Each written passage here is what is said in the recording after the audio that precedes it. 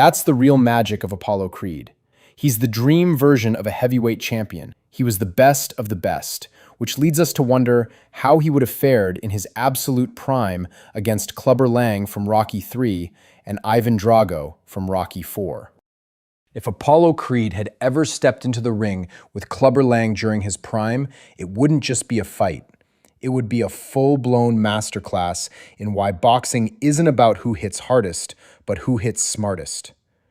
People forget because Rocky is the POV character, but go back to Rocky I and Rocky II and really watch Apollo. This isn't some flamboyant loudmouth who got lucky. This is an elite heavyweight. Lightning fast, surgically precise, and mean enough to carve you up while smiling for the cameras.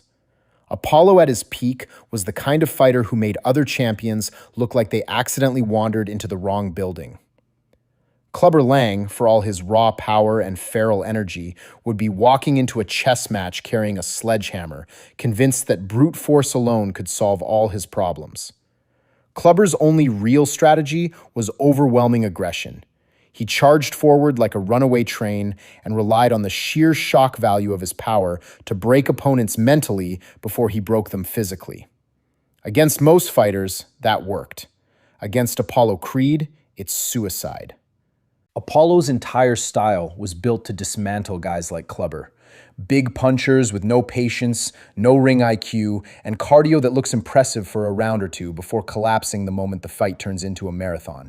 Even when Rocky took Apollo to the brink, it wasn't because Rocky was better, it was because Apollo underestimated him. He trained himself into arrogance, not apathy.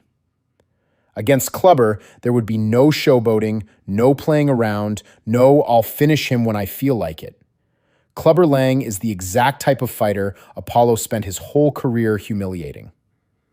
The fight would start with Clubber charging like he always does, swinging haymakers that could knock down a building if they actually hit something. But Apollo wouldn't be there. He'd be gone before the punch ever left Clubber's shoulder. Fast feet, faster jab. And suddenly, Clubber's face is leaking confidence all over the canvas. This is where Apollo is at his most dangerous, when he's calm, calculating, and making his opponent look foolish. Clubber would get frustrated instantly because he can't bully someone he can't touch. He'd start swinging wider, breathing harder, and falling straight into Apollo's trap. You don't beat Apollo Creed with anger. You beat Apollo with discipline, patience, and tactical awareness. Clubber has none of those things. By the middle rounds, Clubber Lang is drowning. He's been eating sharp, snapping jabs all night. His ribs feel like broken furniture. His eyes are swelling shut. His feet are stuck in the mud while Apollo is still bouncing on his toes like he's doing warm-ups. Once Clubber slows down, and he always slows down, Apollo turns from technician to executioner. He starts ripping combinations, crisp hooks, clean uppercuts, punishing liver shots. Lang's entire style depends on momentum, and once that momentum is gone, he's just a big target waiting to be dismantled. This is the critical difference. Apollo had stamina, he had intelligence, he had adaptability. Clubber had a bad temper and a good right hand. In a 3-round bar fight, maybe he'd have a shot. In a 12-round war of attrition and finesse, not a chance in hell. By round 6 or 7, Clubber would be swinging at ghosts and stumbling into punches he never saw coming. Apollo would finish him on a counter, probably a tight, perfectly timed right cross that snaps Lang's head back and sends him crumpling to the floor like a folding chair. The truth is simple. Prime Apollo Creed is everything Clubber Lang fears in a fighter. Fast enough to evade him, skilled enough to embarrass him, and tough enough to punish him for every mistake. Clubber was a bully, and Apollo spent his entire career beating bullies until they looked like broken toys. Now, if Apollo Creed in his absolute prime ever stepped into the ring against prime Ivan Drago, you'd be watching the ultimate clash between speed and science, charisma and cold-blooded precision, human athleticism, and Soviet bioengineering. It wouldn't just be a boxing match. It would be a collision between two different philosophies of combat. Apollo represents the golden era of heavyweight finesse, Fast feet, faster hands, sparkling ring IQ, and enough swagger to power the Las Vegas Strip. Drago represents something else entirely, a heartless, hulking monument to raw power, forged in a lab, trained like a machine, and designed to reduce professional fighters into medical statistics. Now, once again, let's be absolutely clear. Apollo at his peak was an elite fighter, an apex predator who could dissect opponents with surgical accuracy.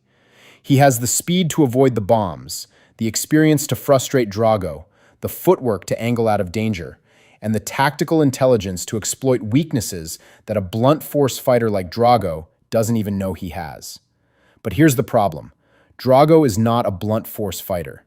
He's a tactical nightmare wearing boxing gloves. He hits harder than anyone Apollo ever faced. He's taller, longer, heavier, stronger, and, crucially, more durable.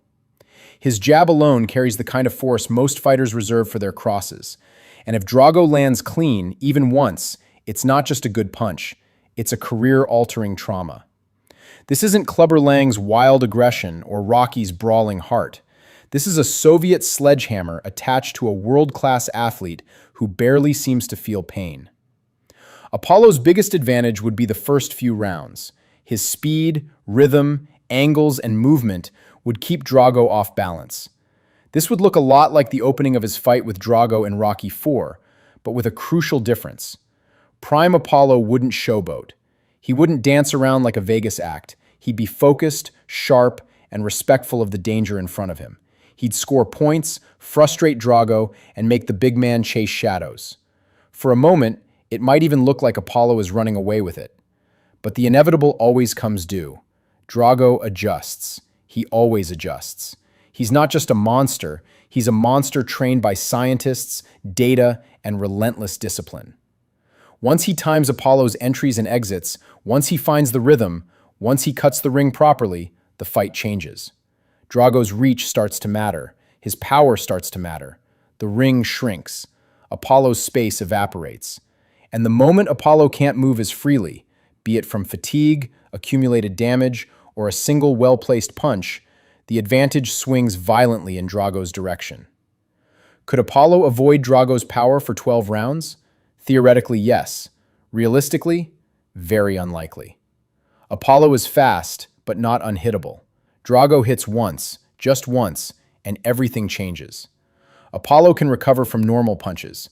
He cannot recover from shots designed to turn internal organs into soup. This is the brutal truth. Apollo could win, but everything must go perfectly. Drago could win, and things only have to go normally. Apollo winning would require perfect discipline, perfect conditioning, a flawless game plan, no ego, no mistakes, and 12 rounds of near-perfect evasive boxing.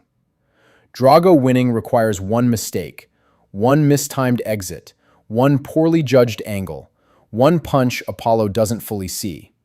In the end, the fight likely looks like this. Apollo dominates the early rounds with speed and precision, piling up points and controlling the pace. But as the fight progresses, Drago starts walking him down, forcing exchanges, and landing glancing blows that still feel like car accidents. Apollo slows, Drago doesn't. And eventually, Drago lands the kind of shot that no amount of footwork, heart, or willpower can survive. So my raw, honest verdict is this. Prime Apollo Creed has a real chance to beat Ivan Drago, but Drago is the more likely winner. Apollo could outbox him, outthink him, maybe even humiliate him for a while. But when a 260-pound superhuman trained in a lab decides to erase you, surviving becomes a miracle. In my view, Drago wins it late. Apollo gives him hell, but hell eventually gets tired. Drago doesn't. It's honestly hard to take a definitive stance because Apollo at his absolute peak is still shocking to watch. He looks like he could have beaten anyone on the planet. Anyhow, that's my take, but I want yours. Let me know in the comments who you think walks out of that ring. Prime Apollo? Prime Drago? Let's hear it.